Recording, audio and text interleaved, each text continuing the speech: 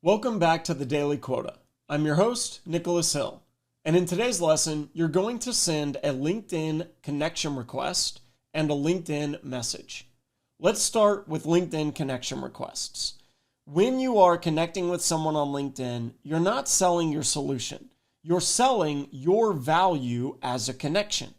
So if I'm reaching out to someone on LinkedIn as a connection request, I might talk about shared interests, shared objectives, value that I can bring, referrals, other people that I know that they know in their network, shared groups that we're a part of.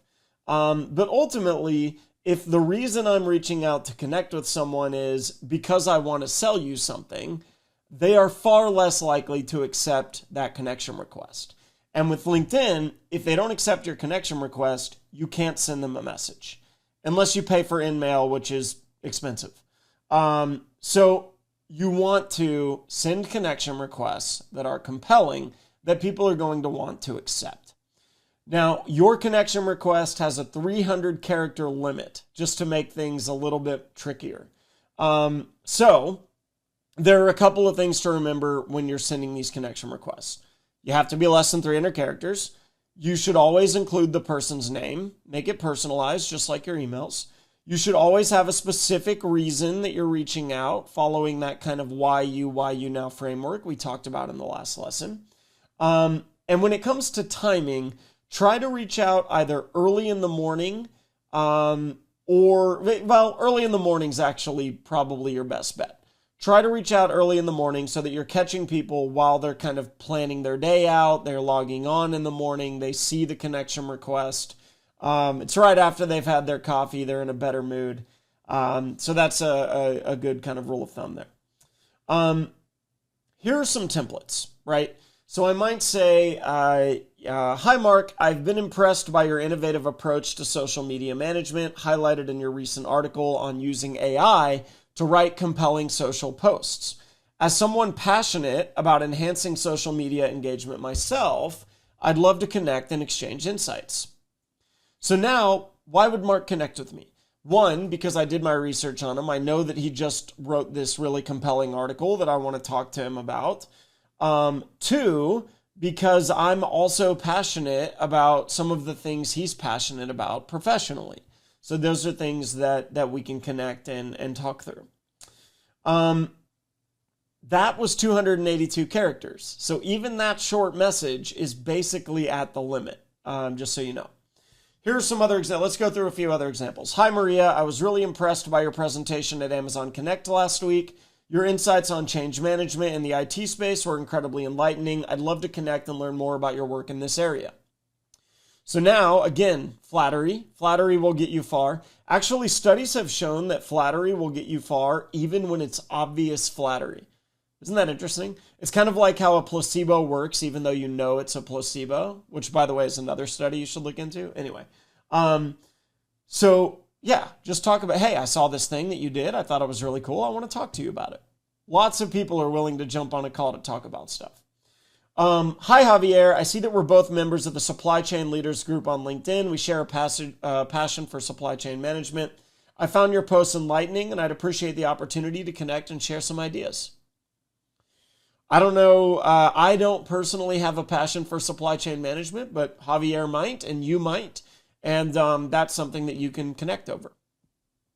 Hi, Stephanie. Michelle Chin spoke highly of your work in UX design. I'm also involved in creating user experiences. I'd be keen to discuss best practices and some of the new trends in the space. Let's connect.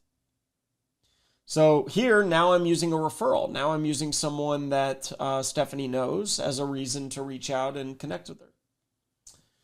Hi, Dion. I noticed that we both graduated from the University of Wisconsin, albeit a few years apart.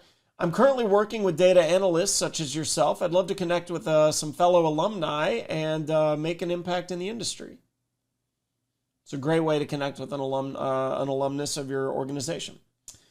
Hi, Mai. I've been admiring your Tesla's innovative approach to the automotive industry, especially your latest project on solar-powered charging stations.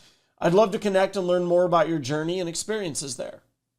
So now we're talking about a company update, right? Now, remember, our goal with all of these examples is not to manipulate. We're not trying to sneak our way in. It's okay to make it obvious that you're a salesperson. It's okay to make it obvious that you eventually want to talk about your solution and how you can help, but also have another reason for them to connect with you. What value are they going to get by connecting with you as a human being? Remember, this can also be a way to expand your network. And if you have other individuals that are interested in the things you're interested in, both personally, professionally, this can be a great way to connect with others in that space. Another pro tip to engage with people on LinkedIn is before you reach out to connect with them, engage with their content. Like their posts, comment on their posts, share their posts, right? Show that you're engaging with them, that you're looking at their content, right? Another form of flattery. Now, once you're connected, it's time to send a LinkedIn message. And LinkedIn messages can be longer. It can be more like an email, more like the style of an email. So once you've connected with someone on LinkedIn, now you can send a message which is going to set the tone for the potential relationship. So start with gratitude. Thank you for accepting my connection request. Provide value. End with a soft call to action. And remember that why you now framework. So an example might be, hi, Jamie, thank you so much for connecting. Given your role at Birchbox, I thought you might find this case study on Sprout Social's impact on engagement rates interesting. I'd love to hear your thoughts on this or discuss how we might help Birchbox achieve similar results. Are you available for a brief call next week? So that's a quick and easy example of a LinkedIn message that you can leverage. And give the person some time to respond, right? Sometimes people aren't checking LinkedIn all the time. I know I don't check LinkedIn all the time. Not everyone checks it. So wait a few days between messages. A good rhythm might be, day 1, you send the initial message. Day 4, you send a follow-up. Day 8, you might send a follow-up. You might even spread it out a little further. Days 1, 8, 15, something like that. But make sure that you're spreading it out. And now it's your turn. So your assignment is to choose a contact that you're trying to connect with. Send them a connection request on LinkedIn. You're not going to be able to send a message yet because you have to wait. But once they've accepted your connection request, you should draft the message that you're going to send. So yeah, that's what I'll say. As the assignment, send the connection request and draft the message that you're going to send afterward. Use the strategies that we've discussed. Check it with your manager or mentor. Your study guide will walk you through all of this. Follow that why you now framework. And I hope it gets you a connection. And if it's your first connection, even better. Would love to celebrate that with you. So reach out to me if it bears fruit. And that's it for today's lesson on the Daily Quota. Thank you for listening, and we'll see you next time.